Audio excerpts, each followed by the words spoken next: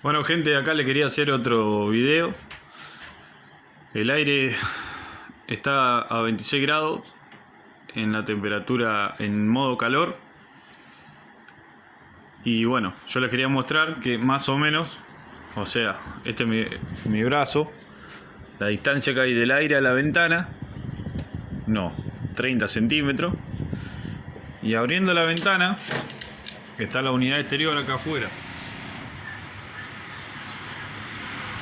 Porque unos chicos me comentaron que le hacía mucho ruido.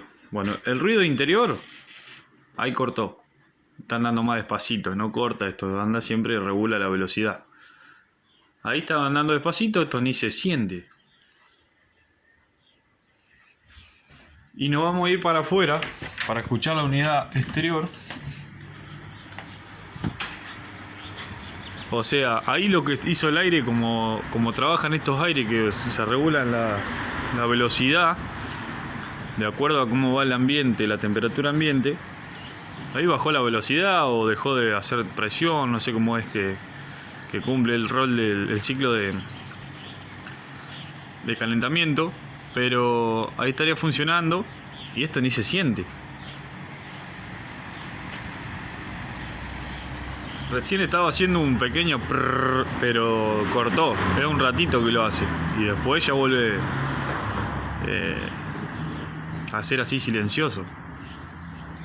Adentro, la habitación que tenemos nosotros es de más o menos unos 4 por 3. 3 para allá y 4 para allá. De 4 por 3.